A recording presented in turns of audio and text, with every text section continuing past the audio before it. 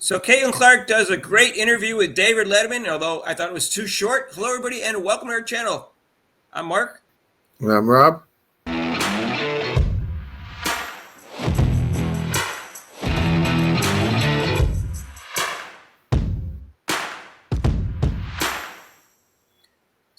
So hey, if you haven't subscribed to our channel yet, please do so. Hit the notification bell when you do so you get notified of our next video. Join us for Caitlin Clark's crossover. That's tonight, Thursday, from 5:30 to 6:30 Eastern time, except for major holidays, and Mondays 6 to 7. It's a sports reporters type forum, guest podcasters. Okay, Rob. So I saw the David Letterman interview. It's on Netflix. It just came out on April 8th. It's 47 minutes long, but they go and do what duck pin bowling or something like that they call it. And they went to a donut shop. Yeah. I thought the interview should have been longer. I thought it was a great interview. I think David Letterman's a good interviewer, and Caitlin Clark is fascinating to listen to. What did you think of the interview, Rob? Yeah, I saw Mark. It was very good. It was a well done interview. I'm like you. I was wanting more. I was hoping that they would do it more. I know they do editing and stuff like that, but I wish they would have put the other like you said, maybe put the donut shop off of that. They could have gotten rid of that and just kept on interviewing her. About because it really. I mean, a lot of people don't know about her. Her personality. And even like if you watched the interview during the finals, that was also very entertaining. But now you're getting to know who Caitlin Clark is. Right. Now, we previously did an excerpt from it where she talked about her being a trick-or-treater, a fanatical trick-or-treater. And there's a funny line at the end. And we put that in the video, and then we got a strike for copyright from YouTube. So I won't be able to put any of the excerpts in, but you can find, if you don't have Netflix, you can find some outtakes and excerpts on Ken Swift's X column. He's got several of them on his column. So I'm not going to play him for that reason, but I'm going to go over what she said, and I got some quotes from it, and we can talk about what she said, because some of the things I thought she was quite interesting, Rob. He asked her about her popularity in terms of how much has really grown out of control, and she said it's not something you ever take for granted. Getting to walk out here and people go crazy, and you're so excited about you, that's pretty awesome, and it's cool to see people wearing my jersey. But I don't know if I ever imagined to be on this level. I have to agree with her, Rob. I mean, this is unforeseen since Michael Jordan, anyone this popular. Right. I mean, she probably figured out she was going to be popular, but I mean, you never prepare for that, and she doesn't she takes it in stride, and I'm like, that's great that she really acknowledges that and can take it in stride and just go with it. So yeah, I mean, I enjoyed learning about her and how she handles the pressure. Right. And so when they were doing the bowling, Rob, David Letterman went to do a high five with her, and she hesitated. And he said, "I sense that you were elected to do that." And she said, "You're my opponent." So she's competitive no matter what. In a fun game like that. I'm Mark. I kind of laughed at that, but I go, yeah, I'm like that. I mean, I've played basketball against my friends before, and after the game, it's cool, but during the game, no, you're my opponent, you're my enemy, so I'm not. I don't think it matters what you're playing against, Rob, with her. It could be tiddlywinks, and she'd be bloodthirsty against it. Anyways, yeah, that's how Michael Jordan. That's how Michael Jordan. They said right. Michael Jordan. I heard that too. No matter what it was, he wanted to win. It was like cards. It didn't matter. It was like that. Mm-hmm. Anyways, he talked about a lot of people said she was being targeted for reasons outside of being a rookie. And Clark jumped in with, "Well, I don't think I was being targeted." I don't believe her, Rob, that she thinks that. Yeah, she's still taking that high road only because I mean, probably, like I said, I don't know how long she's going to be in the WNBA, but I think after she retires, and she's going to look back, she'll be able to say what she wants to say about how she was treated when he first came into the league, and probably also how she's going to be treated her years in the WNBA. She knows that the haters will just come after her if she says something like that. She knew she was being targeted somewhat. Maybe not as much as some big Caitlin Clark fans thought, but she knew that she was being targeted somewhat. Right. But we'll go on. Well, did other people think, oh, she's being victimized because she's white, because you're from a different class of player economically? Letterman asked. And Clark said, I definitely have privilege. I'm obviously white, but I think I'm somebody that grew up a huge fan of this league. I grew up watching this league, going to games, supporting this league. So I know where this league comes from. A lot of black women that grew up making this league what it is, and that's the shoulders that we stand on. So I think that's something I'm very aware of and something I'm thankful for. And they definitely deserve all the credit. And the more we give them credit to them, the better. All right, so she's taking the high road on that too, Rob. Yeah, I mean, like again, she's that's fine, but again, the race. Why are you putting? Not just black women built the WNBA, not just only black women. Okay, gosh, one third of the top 25, Rob, were white. Yeah, exactly. I mean, like I said, when I started watching WNBA, I saw a lot of white players in there, but I'm like, oh, I guess now you have to really be really PC now. Otherwise, people will jump on your case if you don't include that. I mean, right. just say women. I mean, just say women. You don't have to say black women. Women go through a lot, have been through a lot in every sport, in every broadcasting, whatever. They've been through a lot. Right. In general, it doesn't matter what color they are. Now, he brought up trash talking, and Caitlin said, and I thought she said it seriously. One article quoted this quote and said, she said jokingly, I don't think she trash talks until the other person starts it. But here's her answer. People say that I trash talk, but I don't. And then she said, no one really talks trash to me, honestly, like I swear to you.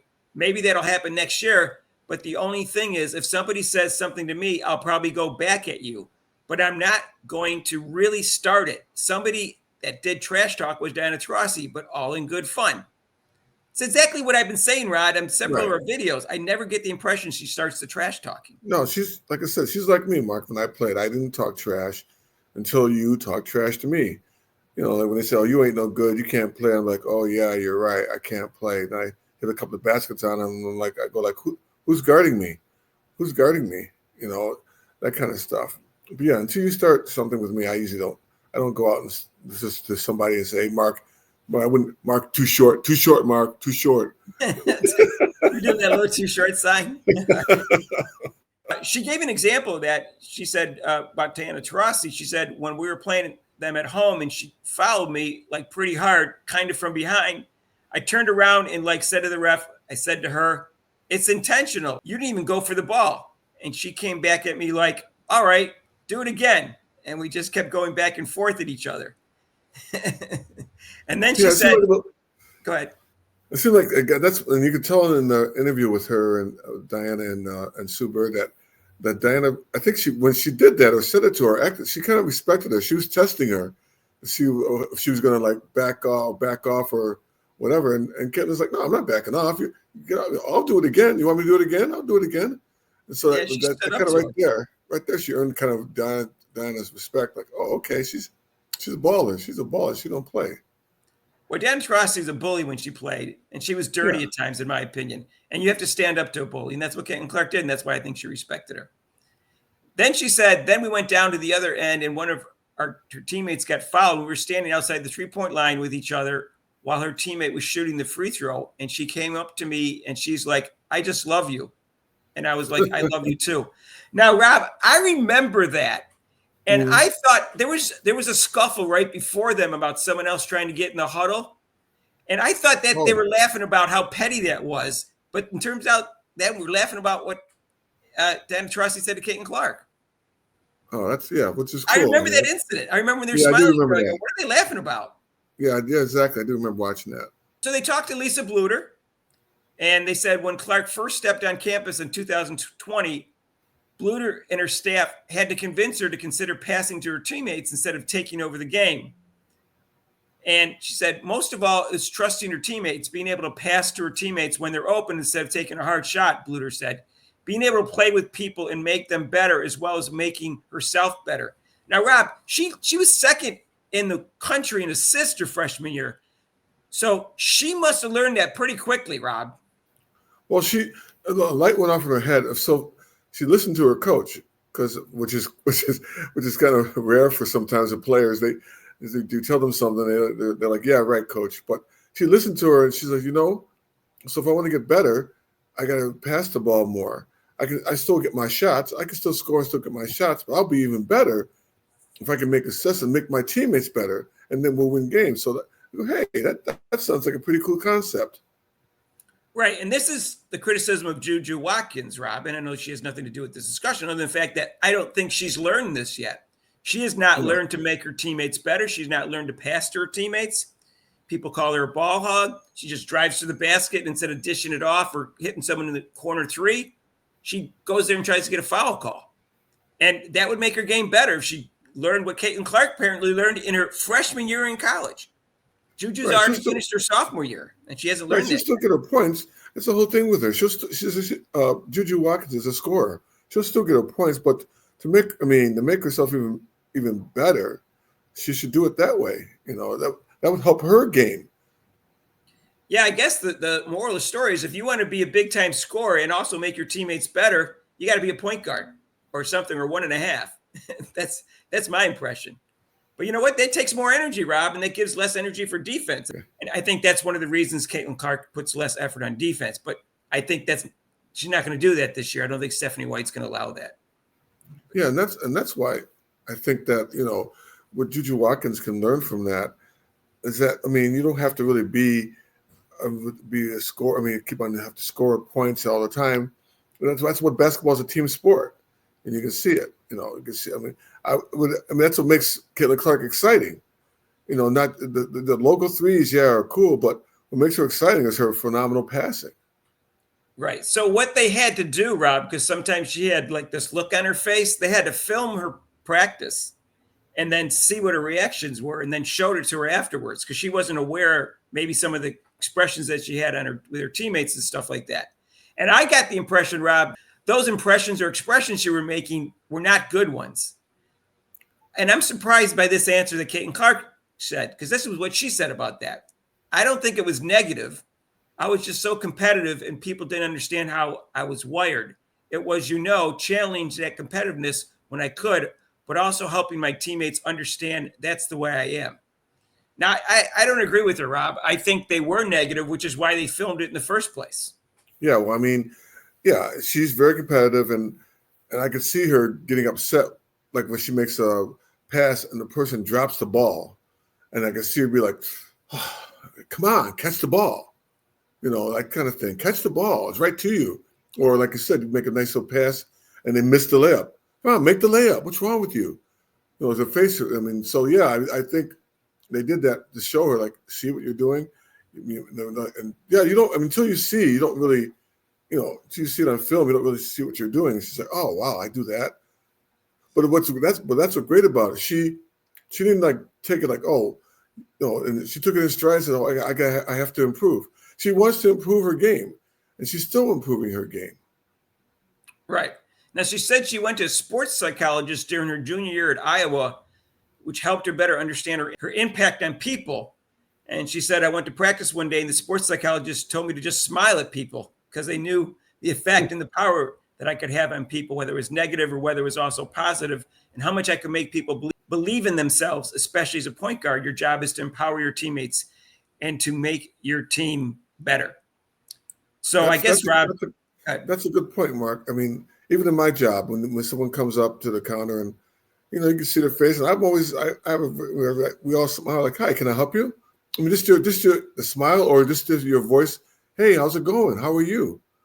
And the person, "Oh, hey, I'm okay. How are you?" "Good." And then same thing with a teammate. Like, "Hey, what's up, Mark? How's your day going? How's your studies? How's that class going?" That's going good, Rob. Anyways, Rob, there were some other parts where they talked about where they had to change the grass around the driveway and the 3-point line so she could practice it and stuff like that. So I thought people had heard about that story before. I thought the whole interview was interesting. I wish it was longer. Mm-hmm. I would skip the field trips and just give me an hour-long interview of just Caitlin Clark. That's what I would want. Exactly. So let us know what you think down below of the interview with David Letterman. And feel free to share this with your family, friends, and acquaintances. And if you haven't subscribed to our channel yet, what are you waiting for? Hit that notification when you do. We're going for 7,000 subscribers, and we need your help. And guess what?